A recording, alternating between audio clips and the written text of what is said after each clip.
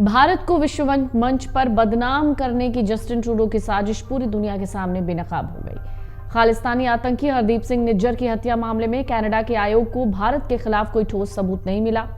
आपको बता दें, कनाडा के पूर्व प्रधानमंत्री जस्टिन ट्रूडो ने खालिस्तानी आतंकी की जून 2023 में हुई हत्या के लिए भारत पर निराधार आरोप मढ़ा था।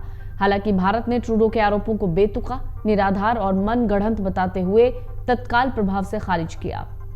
अब कनाडा आयोग की रिपोर्ट से साफ हो गया है, ट्रूडो नाहक भारत को बदनाम करने की कोशिश कर रहे थे। आपको बता दें, कनाडा के एक आयोग की रिपोर्ट में कहा गया है, यह साबित नहीं हुआ है कि कनाडियाई सिख कार्यकर्ता हरदीप सिंह निज्जर की हत्या का किसी अन्य देश से कोई ठोस संबंध है।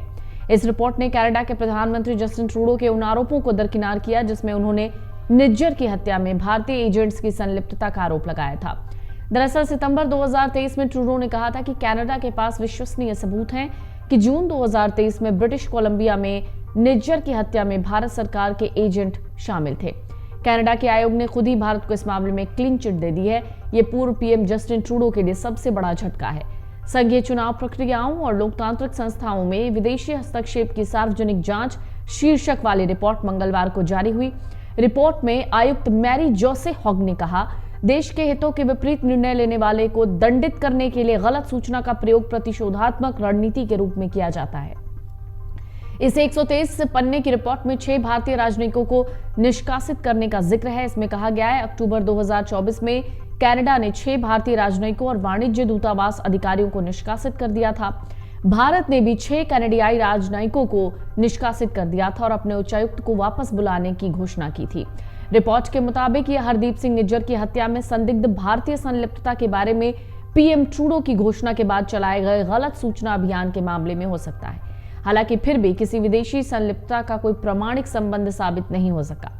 आपको बता दें, जून 2023 में ब्रिटिश कोलंबिया के सरे में निज्जर की गोली मारकर हत्या कर दी गई थी। 123 पन्ने की ये जो रिपोर्ट है उसमें राजनयिकों के निष्कासन का जिक्र है। 6 भारतीय राजनयिकों को निष्कासित किए जाने का इसमें जिक्र है। रिपोर्ट के मुताबिक अक्टूबर 2024 में कनाडा ने भारत सरकार से जुड़े एजेंट्स द्वारा कनाडियाई नागरिकों के खिलाफ लक्षित अभियान की प्रतिक्रिया में 6 भारतीय राजनयिकों और वाणिज्य दूतावास अधिकारियों को निष्कासित कर दिया।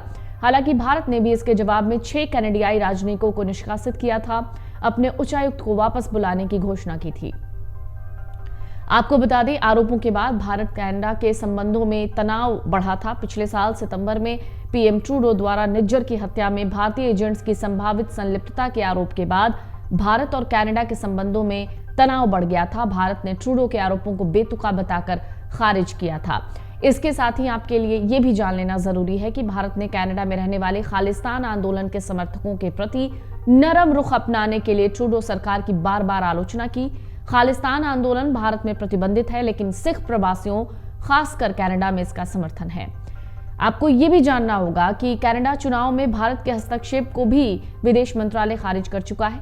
इससे पहले मंगलवार को ही कनाडा में हुए चुनाव में भारत के हस्तक्षेप के आरोपों को विदेश मंत्रालय ने खारिज किया है। विदेश मंत्रालय के प्रवक्ता रणधीर जायसवाल ने कहा कि हमने कनाडा चुनाव में हस्तक्षेप पर कथित गतिविधियों के बारे में रिपोर्ट देखी। वास्तव में ये कनाडा ही है जो भारत के आंतरिक मामलों में लगातार इंटरफेरेंस करता रहा है।